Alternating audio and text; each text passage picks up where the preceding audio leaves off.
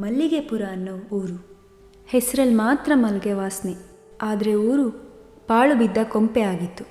5 ವರ್ಷದಿಂದ ಮಳೆನೇ ಆಗಿರಲಿಲ್ಲ. ಊರಿನ ಜನರೆಲ್ಲ ಕಷ್ಟದಲ್ಲಿದ್ದರು. ಇಡೀ ಊರಿಗೆ ಬರಗಾಲ ಬಂದಿತ್ತು. ಊರಿನ ಸಮಸ್ಯೆಗೆ ಒಂದು ಕಾರಣ ಇತ್ತು. ಆ ಕಾರಣ ಏನು ಅಂತ ಎಲ್ರಿಗೂ ಗೊತ್ತಿತ್ತು. ಊರಿನ ದೇವಸ್ಥಾನದಲ್ಲಿ ದೇವರೇ ಇರಲಿಲ್ಲ. ಸುಮಾರು 6 ವರ್ಷದ ಹಿಂದಿನ ಕಥೆ ಅದು. ಆ ವರ್ಷ ಮಳೆಗಾಲ ಜೋರಾಗಿತ್ತು. ಒಂದು ರಾತ್ರಿ ಸುರಿಯೋ ಗುಡುಗು ಸಿಡ್ಲಿನ ಭಾರಿ ಮಳೆಗೆ ದೇವಸ್ಥಾನ ಮುರಿದು ಬಿತ್ತು. ಆದರೆ ಅದನ್ನು ರಿಪೇರಿ ಮಾಡಿಸೋಕ್ಕೆ ಯಾರೂ ಮುಂದೆ ಬರಲಿಲ್ಲ. ಊರಿನ ರಾಜ ರವಿವರ್ಮ ಕೂಡ.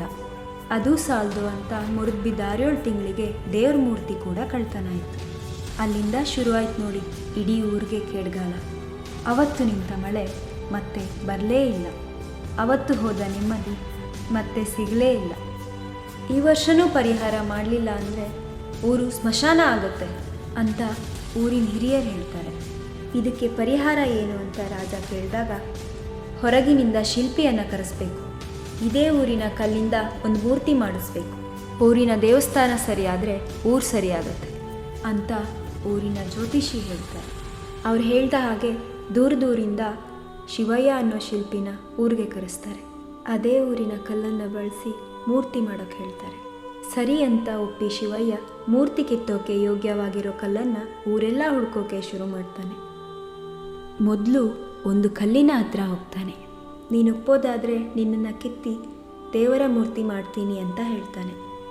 ಆಗ ಕಲ್ಲು, ಯಾರಷ್ಟೆಲ್ಲ ಓಡಿಸ್ಕೊಳ್ತಾರೆ ಹೋಗಯ್ಯ ಅಂತ ಹೇಳುತ್ತೆ. ಅಲ್ಲಿಂದ ಇನ್ನೊಂದು ಕಲ್ಲಿನ ಹತ್ರ ಹೋಗ್ತಾನೆ ಶಿವಯ್ಯ. ಅದು ಕೂಡ ತನಗೆ ಆರೋಗ್ಯ ಸರಿ ಇಲ್ಲ ಅಂತ ಕಳ್ಬೀಳುತ್ತೆ. ಅಲ್ಲಿಂದ ಮತ್ತೂ ಒಂದು ಕಲ್ಲು ಹತ್ರ ಕೇಳ್ತಾನೆ. ಅದು ಕೂಡ ಇಲ್ಲದ ನೆಪ ಹೇಳಿ ತಪ್ಪಿಸ್ಕೊಳ್ಳುತ್ತೆ. ಹೀಗೆ ಬೆಳಗ್ಗೆಯಿಂದ ಸಂಜೆ ತನಕ ಊರೆಲ್ಲ ಹುಡುಕ್ತಾನೆ ಶಿಲ್ಪಿ. ಸಿಕ್ಕ ಯಾವ ಕಲ್ಲು ಮೂರ್ತಿ ಆಗೋಕ್ಕೆ ಒಪ್ಪೋದಿಲ್ಲ. ಈ ವಿಚಾರನ ರಾಜನ ಹತ್ರ ಹೇಳ್ತಾನೆ ಶಿಲ್ಪಿ. ಮಲ್ಲಿಗೆಪುರದ ಮೂರ್ಖ ಕಲ್ಲುಗಳಿಗೆ ಮೂರ್ತಿ ಆಗೋ ಯೋಗ್ಯತೆ ಇಲ್ಲ. ನೀವೇ ಹೊರಗಿಂದ ಯಾವುದಾದ್ರೂ ಕಲ್ಲನ್ನು ತಂದು ಮೂರ್ತಿ ಮಾಡಿ ಅಂತಾನೆ ರಾಜ. ಯೋಗ್ಯ ಕಲ್ಲನ್ನು ಹುಡುಕ್ತಾ ಊರ ಹೊರಗೆ ಬರ್ತಾನೆ ಶಿವಯ್ಯ.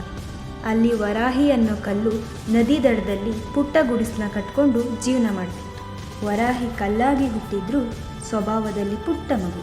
ಜೀವನದಲ್ಲಿ ಏನಾದರೂ ಸಾಧಿಸಬೇಕು ಅಂತ ಪ್ರತಿದಿನ ಕಷ್ಟಪಡೋ ಗುಣ ಅದರದ್ದು.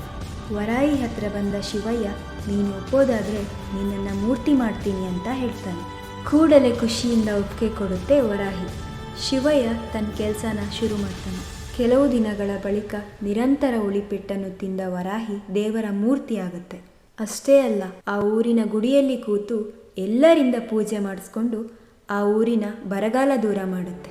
ಅದಕ್ಕೆ ಹೇಳೋದು, ಜೀವನದಲ್ಲಿ ಕಷ್ಟಪಡೋ ಮನಸ್ಸಿದ್ರೆ ಒಂದಲ್ಲ ಒಂದಿನ ಎಲ್ಲರೂ ಕೈ ಮುಗಿಯೋ ಅಂತ ದೊಡ್ಡ ಸ್ಥಾನಕ್ಕೆ ಹೋಗ್ತೀರಾ.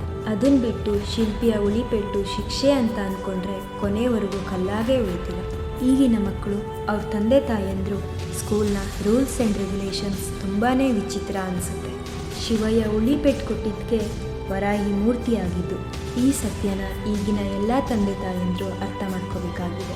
ಅದರಲ್ಲೂ ಈಗಿನ ಕೆಲವು ಮಕ್ಕಳ ಮನಸ್ಥಿತಿ ನೋಡಿದ್ರೆ ಮುಂದಿನ ಸಮಾಜ ಹೇಗಪ್ಪ ಅಂತ ಭಯ ಆಗೋದಂತೂ ಸತ್ಯ. ಶಿಕ್ಷಕರ ಶಿಕ್ಷೆ ನಿಮ್ಮ ಮಕ್ಕಳ ಒಳ್ಳೆಯದಕ್ಕೆ. ಈ ಮಾತನ್ನು ಯಾವಾಗಲೂ ನೆನಪಿಟ್ಕೊಳ್ಳಿ. ಇತ್ತೀಚೆಗೆ ಇದೇ ಮಾತನ್ನೇ ಕೋರ್ಟ್ ಕೂಡ ಹೇಳ್ತು. ಇನ್ಮೇಲಾದರೂ ಪೇರೆಂಟ್ಸ್ ನಿಮ್ಮ ಮನಸ್ಥಿತಿನ ಸ್ವಲ್ಪ ಬದಲಾಯಿಸಿ.